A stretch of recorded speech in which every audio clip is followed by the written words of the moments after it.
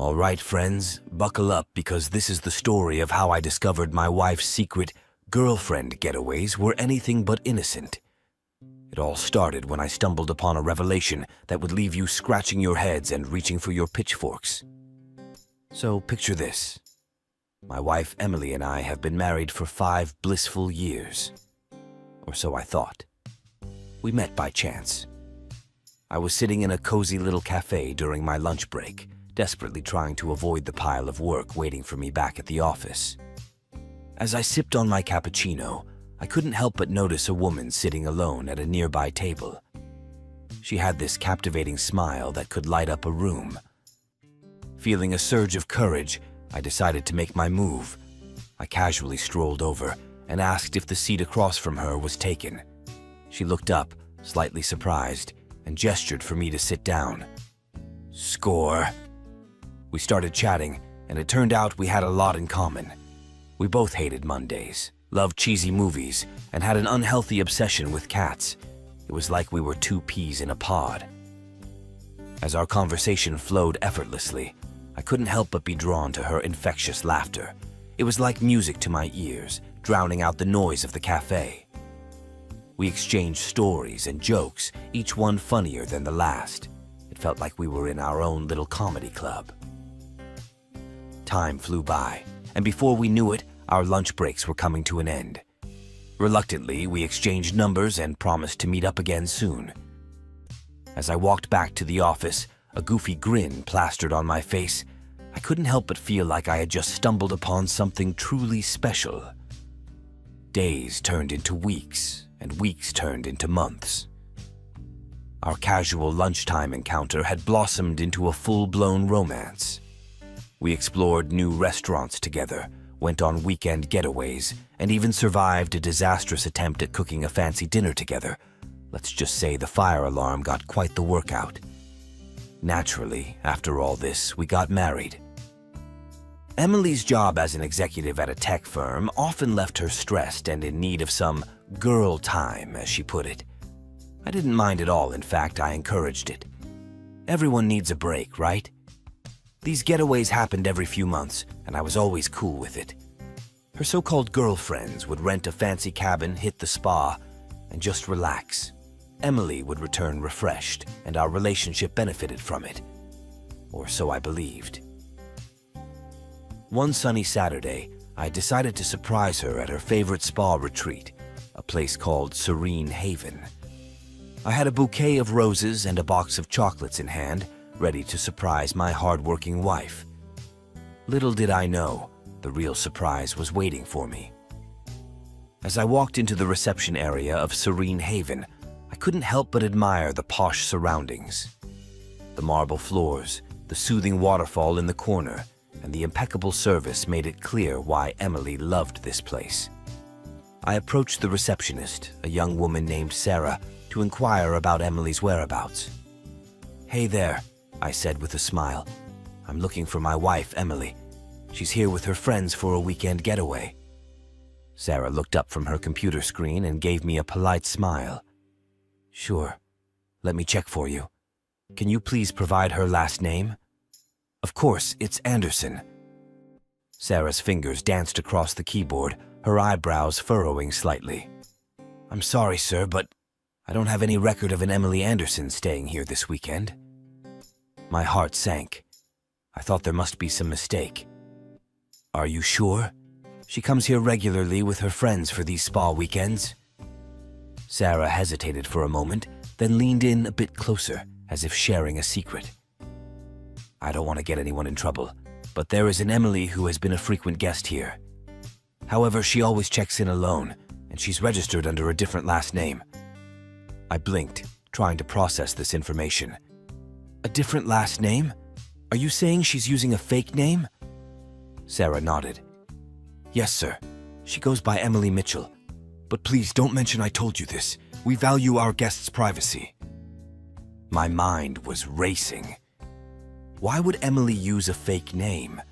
And why was she coming here alone when she always claimed to be with her girlfriends? "I won't say a word," I assured her, my voice trembling. As I left the spa, I couldn't shake the feeling that something was terribly wrong. Emily had some explaining to do, and I was determined to get to the bottom of this mystery. Little did I know that my journey for the truth would lead me down a path of unexpected twists and turns. After my jaw hit the floor at the hotel receptionist's revelation, I needed to do some major sleuthing. If my wife Emily was sneaking around behind my back, I needed to know the full extent of her devious plan. Revenge, after all, required precise information. I slipped out of the hotel, leaving the poor receptionist baffled and bewildered. It was clear that Emily wasn't here for a girls' weekend, at least not in the traditional sense. I couldn't just confront her without all the facts, though. I needed to gather evidence like a seasoned detective. Back at home, I started my covert operation. I dusted off my old laptop, logged into my trusty social media accounts, and fired up my amateur detective skills. First stop, Emily's Facebook profile. I scrolled through her posts, looking for any suspicious activity. That's when I found it, a group chat with her so-called girlfriends. The conversation was filled with emojis, inside jokes, and laugh-out-loud anecdotes about their wild weekend adventures. But it was all a facade. The timestamps on the messages told a different story. Emily had been typing away furiously during the time she was supposedly out with her friends. My heart sank as I read messages like, "I can't believe we're getting away with this," and "He'll never suspect a thing." It was crystal clear that my wife was orchestrating an elaborate ruse, and her friends were in on it. But the burning question remained. What was the purpose of this charade? Why would she go to such lengths to deceive me? I needed more information. I knew I couldn't tackle this mission alone, so I reached out to my trusty sidekick and best friend, Mike. He was a tech whiz and had a knack for digging up digital dirt. We met up at our favorite coffee shop, and I spilled the beans on the bizarre situation. "Mike, you won't believe what's happening," I whispered, leaning in closer as if we were in some spy thriller. I recounted the entire hotel receptionist saga and showed him the incriminating chat messages. Mike's eyes widened as he absorbed the details. "This is some next-level deception, buddy," he said, shaking his head in disbelief. "But we can get to the bottom of this. We just need to be one step ahead of her." We hatched a plan to set up a fake business trip of my own, complete with fabricated messages and meetings. If Emily thought she could outwit me, she had another thing coming. It was time to turn the tables and unleash my own web of deceit. Revenge was a dish best served cold, and I was about to make it ice cold. As I typed out fake emails and sent bogus text messages to my unsuspecting wife, I couldn't help but smirk. Emily had underestimated me, but I was about to show her that two could play this game. Little did she know, the husband she thought she knew was about to become her worst nightmare. The stage was set, and my plan was in motion. I embarked on my so-called business trip, leaving Emily behind with a web of deceit so intricate, even I had trouble keeping track of it all.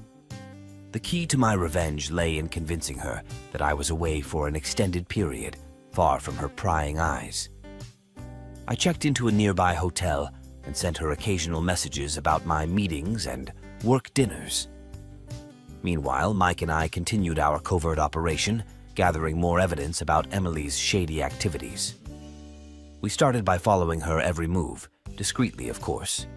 Mike used his tech wizardry to install a tracking app on her phone without her knowledge. We watched in real time as she met up with her supposed girlfriends, all while I was miles away, attending my fabricated business meetings. It was during one of these clandestine stakeouts that we stumbled upon something that sent shivers down my spine. Emily and her friends weren't just going for spa days and brunches. No, they were headed to a casino, and it wasn't for the slot machines. I watched as Emily entered the lavish establishment with a group of women, dressed to the nines. The glitzy casino was a far cry from the innocent girls' weekend she had portrayed it as. This wasn't about spending quality time with friends. It was about indulging in a secret life of extravagance and thrill-seeking.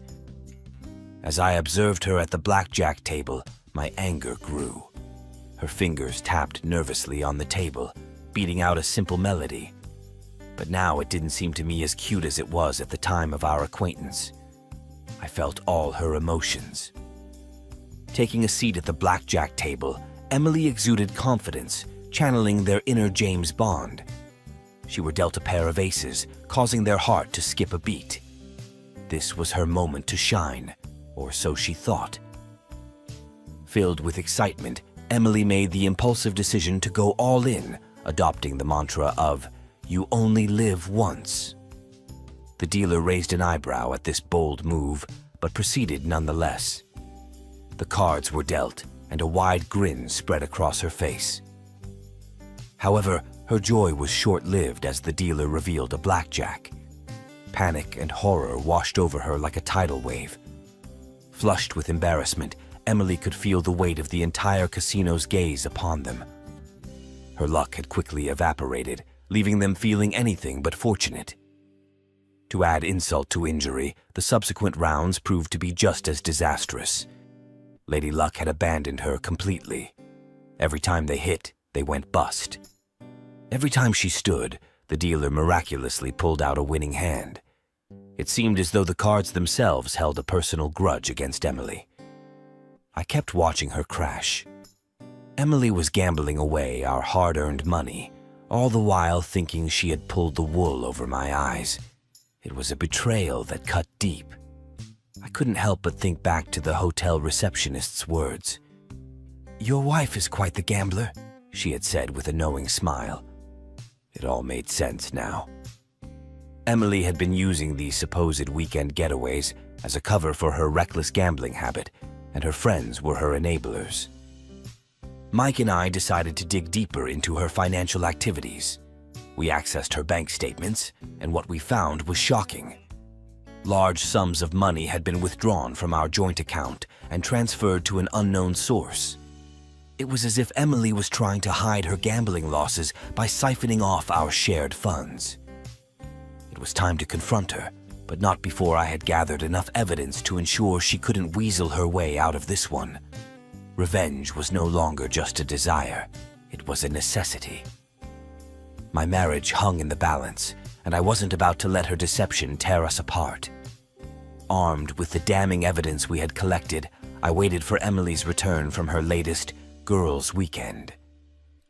Little did she know that the tables had turned, and the game was no longer in her favor. It was time for the ultimate showdown, and I was prepared to reveal the extent of her deceit. As I watched her approach our front door, a rush of emotions washed over me. This was the moment of truth, and I was determined to make her face the consequences of her actions. Revenge, it seemed, was about to take center stage in our marriage. The door swung open, and there she stood, looking like she had just returned from another one of her innocent getaways. Emily's face lit up with a feigned smile as she saw me waiting for her. Little did she know that her carefully constructed facade was about to crumble. "Hey, sweetheart," she greeted me, trying to hug me as if nothing was amiss. I sidestepped her embrace, my anger bubbling just below the surface. "We need to talk," I said, my voice cold and unyielding. I motioned for her to step inside, and as she did, I closed the door behind her, sealing her fate. Emily's expression shifted from cheerful to uneasy as she sensed the seriousness of the situation. She glanced around, perhaps expecting an intervention from one of her supposed girlfriends or a hidden camera crew. But there was no escape from the truth this time. I gestured for her to sit down in the living room, a room that had witnessed countless moments of joy and intimacy in our marriage. Today, it would bear witness to something entirely different. I took a deep breath and began to lay out the evidence before her. Bank statements, photos of her at the casino, and the GPS logs from her phone tracking her every move during her weekend getaways were all presented in damning detail. Emily's face grew paler with every piece of evidence I revealed. "You've been lying to me, Emily," I said, my voice heavy with disappointment. "Those weekends with your girlfriends weren't what you claimed them to be. You've been gambling, and it's tearing our marriage apart." she stammered, attempting to come up with an excuse, but the evidence was irrefutable. The truth had caught up with her, and she had nowhere to hide.